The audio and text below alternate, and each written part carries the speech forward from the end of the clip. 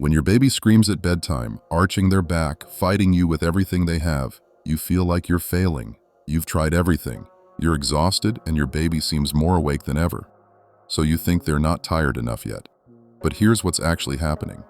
That wired behavior, it's not energy, it's panic. Their body is flooding with stress hormones because you already missed the window. And now their own biology is keeping them awake. And the fix? It's so simple that most parents walk right past it every single night. In the next 12 minutes, I'm going to show you the one change that can transform your baby's sleep starting tonight. Not next week, not eventually, tonight. And it's going to feel counterintuitive at first, but once you understand the science behind it, you'll wonder how you ever missed it. Here's what's probably happening in your house right now. It's 8 p.m., maybe 8:30 p.m. You're going through the bedtime routine, bath, pajamas, story, song. Your baby seems fine, maybe even a little energetic. You're thinking, good, they're tired but not overtired. You put them down and all hell breaks loose. Screaming, arching, fighting. It takes 45 minutes, maybe an hour to get them down. And when they finally sleep, they're up again in 2 hours. Then again at midnight. Then 2 a.m., then 4 a.m. You're dragging yourself through each wake up thinking, this is just how babies are. This is normal. But here's what I need you to understand. This isn't normal, and it's not your baby's fault. It's timing. You're putting your baby to bed too late. I know what you're thinking. Too late? But they don't even seem tired yet. If I put them down earlier, they'll just play in their crib. They'll wake up at 5 a.m. They need to be tired enough to actually sleep. Every parent thinks this. Every single one. And it's completely backwards. Here's what's really happening.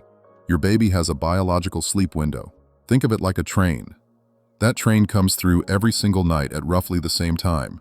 And when it arrives, your baby's body is primed for sleep. Their melatonin is surging. Their body temperature is dropping. Their cortisol, that stress hormone, is at its lowest point of the day. Everything is aligned for easy, deep sleep. But if you miss that train, if you're not on the platform when it arrives, you have to wait for the next one. Except there is no next train. Not for hours. Instead, your baby's body goes into emergency mode. It thinks, we're supposed to be asleep, but we're not. Something must be wrong. We must be in danger. So it releases cortisol and adrenaline to keep your baby alert and awake. And now, instead of a sleepy baby, you have a wired baby. A baby who looks like they have energy, who's fighting sleep, who seems like they're not tired enough. But they're not energized. They're in survival mode. And the longer you wait, the worse it gets. The more cortisol floods their system, the harder it becomes for them to fall asleep and stay asleep. This is why babies who go to bed late often wake more frequently at night.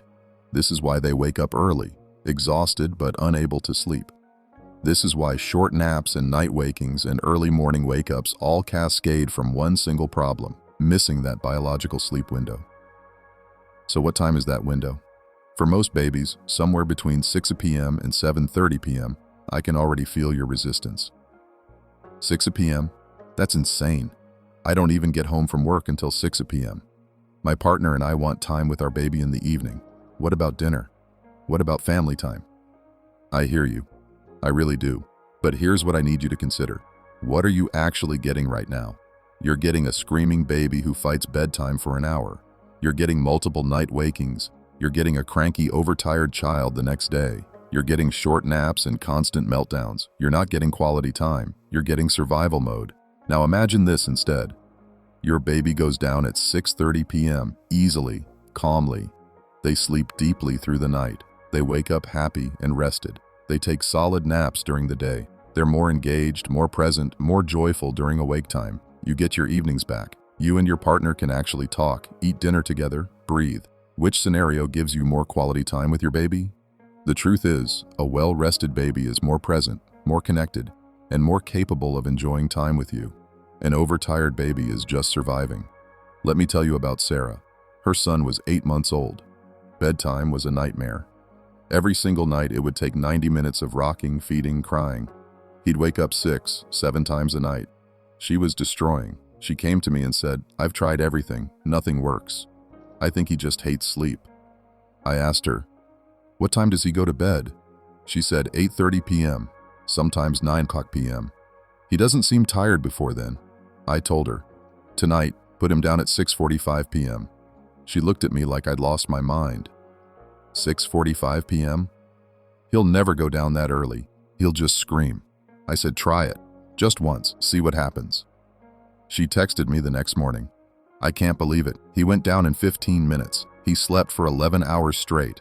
11 hours. He's never done that in his life. That was 3 years ago. She still messages me occasionally just to say thank you. One change, one night. That's the power of hitting that biological sleep window. Now, I know some of you are thinking, okay, but what if my baby really isn't tired at 6:30 p.m.? What if they're genuinely not ready? Here's how you know. Look for early sleep cues. These show up before the cortisol surge, before your baby gets wired. Yawning, even just once or twice. Red or glassy eyes. That faraway stare, like they're looking through you instead of at you. Clumsiness, dropping toys, losing coordination. Fussiness that seems to come out of nowhere. The moment you see these signs, you have a 15 to 20-minute window. That's it. After that, the cortisol kicks in and you've missed the train. This is why I tell parents, put your baby down 15 minutes before you think they're ready. Most of us wait too long.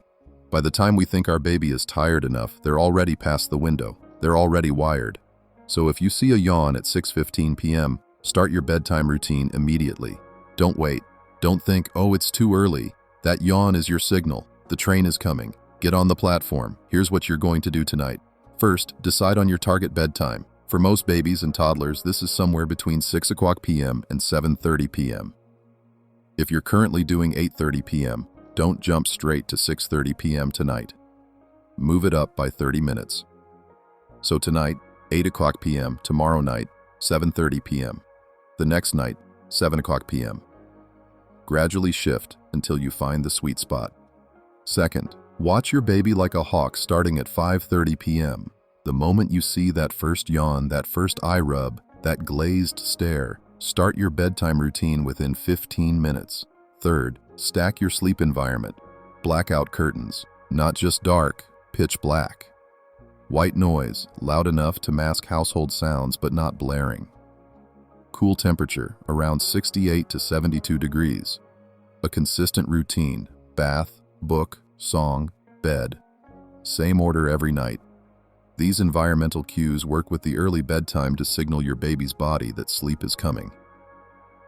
Fourth, commit to consistency for 1 full week. The first night might be rough, especially if your baby is used to a later bedtime. They might protest, they might seem confused. That's okay. Stay consistent. By night 3 or 4, you'll start to see the shift. By night 7, you'll have a completely different baby. Now let's talk about what you're worried about. If I put my baby to bed at 6:30 p.m., won't they wake up at 4 o'clock a.m.? This is the most common fear, and I get it. But here's what actually happens. When your baby goes to bed at the right time, in that biological sleep window, they sleep deeper and longer.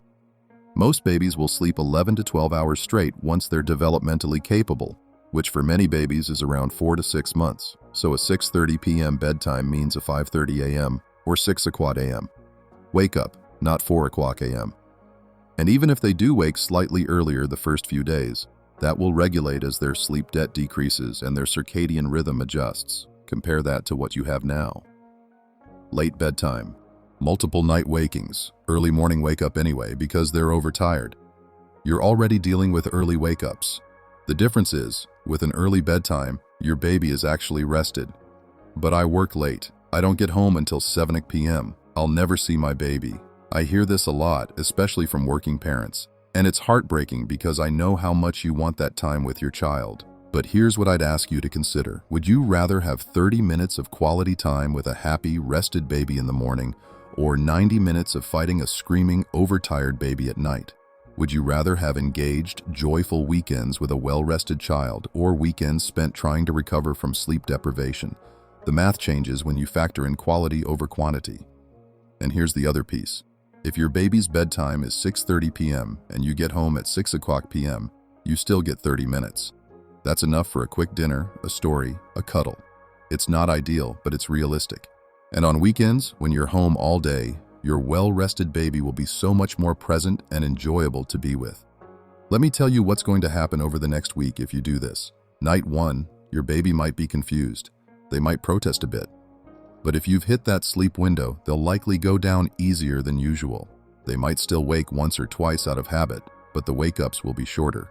Night 2 and 3, you'll notice them falling asleep faster. Wake-ups start to decrease. They might sleep a longer stretch, 4 to 6 hours before the first wake-up.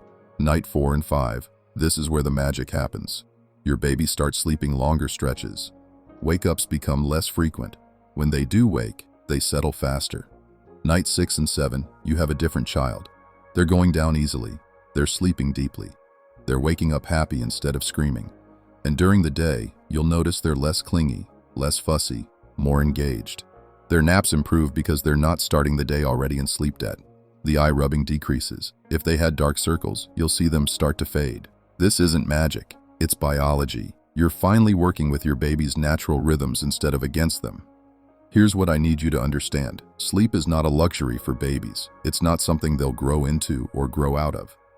Sleep is when their brains process emotions, consolidate memories, produce growth hormone, and develop neural connections. Every hour of lost sleep is an hour of lost development. And chronic sleep deprivation in babies doesn't just affect sleep. It affects eating, mood, behavior, attachment, learning, everything. When you fix sleep, you fix everything downstream from it.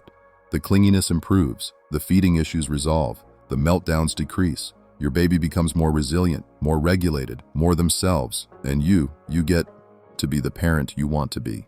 Patient, present, connected. Because you're not running on empty anymore.